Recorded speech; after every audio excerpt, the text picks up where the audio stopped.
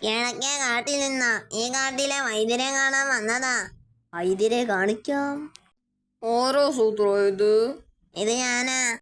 വൈദ്യരെ കാണാൻ പോയാലോ? ചേട്ടനെ പോലെ ഒരു കുറുക്കനെ ഇപ്പൊ ഇവിടെ കണ്ടല്ലോ. എപ്പോ? ഇപ്പൊ വൈദ്യരെ കാണിക്കാമെന്ന് പറഞ്ഞു. അത് സൂത്രം തന്നെയോ? ഇതുപോലെ ഒരു കടുവ ഇപ്പൊ ഇവിടെ നിന്നിരുന്നല്ലോ. എപ്പോ? ആരാ സൂത്ര ഇത് എന്ന് ചോദിച്ചു വന്നു. ആ കടുവ തന്നെ, ഈ കടുവ. പിന്നെയും അതുപോലൊരു കുറുക്കൻ. ഇതിപ്പോ മൂന്നാമത്തെ കുറുക്കനെ ഇതേ ചായയിൽ. സൂത്രോ, എന്തോ പ്രശ്നമുണ്ടോ? ഉഴഞ്ഞ കേസാ. വൈദ്യരെ കാണിക്കാം. ഓരോ തവണയും പുതിയ ആളെ കാണുന്നത് പോലെയാ പുള്ളിയുടെ പെരുമാറ്റം. അതുകൊണ്ടാ കണ്ണും കൂടി കൊണ്ടുവന്നത്. മനസ്സിലായി, ഇതൊരു അപൂർവ അസുഖമാ. ആരെ കണ്ടാലും പുതിയ ആളാണെന്നേ ഇവർക്ക് തോന്നും. പക്ഷേ മുൻപ് കണ്ടതൊക്കെ ഓർമ്മയുണ്ടാവുകയും ചെയ്യും. നോക്കട്ടെ, കണ്ണു തുറന്നോളൂ. ഇതാണോ വൈദ്യര്? അതെ, ഇതാണ് മൂങ്ങ വൈദ്യർ. ഇവരെ പോലെ രണ്ടുപേരെ എന്റെ കണ്ണു മൂടിയത്. പറയൂ, എന്താണ് അസുഖം? താങ്കളെ കണ്ടാൽ മൂങ്ങ വൈദ്യരെ പോലെ ഉണ്ടല്ലോ. അതെ, ഞാനും മൂങ്ങ വൈദ്യരാ. എന്റെ കണ്ണിൽ കുറെ പേർക്ക് കാലിൽ വേദന, നീല നിറത്തിൽ പാടും കാണാം. കുറെ പേർക്കെന്ന് പറഞ്ഞാൽ? 19 പേർക്ക് ഇതേ അസുഖമാ. മൂക്കൻ കുന്നിലെ പൊക്കമുള്ള മരത്തിന്റെ ചില്ലകൾ ചതച്ചു തിന്നണം, അതാണ് മരുന്ന്. 19 പേർക്ക് കുറെ വേണ്ടി വരും. നിങ്ങളൊന്ന് സഹായിക്കൂ. ശരി വൈദ്യരെ. എന്റെ അമ്മേ, ചില്ലയൊടിച്ച് എല്ലൊടിഞ്ഞു.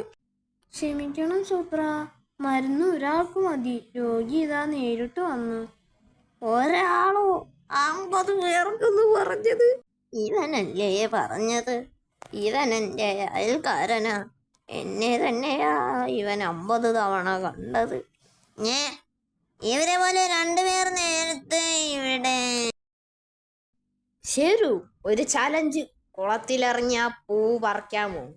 പക്ഷെ വെള്ളം കലങ്ങരുത്. വെള്ളം കലങ്ങുകയോ? അതെന്തോ? അതായത് വെള്ളം ഇറങ്ങി അടിയിലെ ചെളി പൊങ്ങി വരരുത് എന്ന്. ട്രൈ ചെയ്യാം.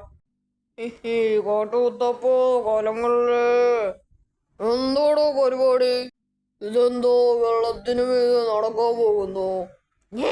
കടിയൻ. വെള്ളത്തിന് മീതെ നടന്നാണോ പൂ പറിക്കേണ്ടത്? അത് പറ്റില്ല. അല്ലടോ, അത് ചേട്ടാ കുളം കലക്കാതെ പൂ പറിക്കാൻ നോക്കുകയാ. വെള്ളം കലങ്ങാതെ പൂ പറിക്കുന്നത് ഭാഗ്യമാണ് എന്നാ ചൊല്ല്. അങ്ങനെ ആരോ ചൊല്ലിയത്? അത് ഞാൻ പറിച്ചു തരാം. ബെസ്റ്റ്. മൊത്തം കലങ്ങി. പോരെ. പക്ഷെ കുളം കലങ്ങി ചേട്ടാ. ആര് പറഞ്ഞു കൊലഞ്ഞെന്ന്? ഒരു കാലക്കവുമില്ല. നോക്ക്, കൊലഞ്ഞോ? കൊലഞ്ഞോന്ന്? ഇല്ല. അപ്പോൾ ഞാൻ ഭാഗ്യവാനോ അല്ലേ? അതെ. എഞ്ചിനക്കാരും ഒരു കല്ലിലെഴുതി എന്റെ ഗുഹയ്ക്ക് മുമ്പിൽ വെക്കടോ. ഞാനാണ് മഹാഭാഗ്യവാനെന്ന് എല്ലാരും അറിയട്ടെ. ഓരോരോ അസുഖങ്ങള് പണിയായി. താൻ പോയി എഴുത്. ഈ കാട്ടിലെ മഹാഭാഗ്യവാനാണ് കടിയൻ സിംഹം എന്ന് എഴുതാമല്ലേ? അത്ര നീട്ടണ്ട, ലക്കി എന്ന് മതി. അങ്ങേരുടെ പേര് കൂടി എഴുതാം, കടിയൻ ലക്കി. അല്ലെങ്കിൽ ഇടി ഉറപ്പാ. തീർന്നില്ലേ? ഇപ്പൊ തീരും ചേട്ടാ. ഓഹോ, ഞാൻ കുളം കലക്കുന്നു അല്ലടോ.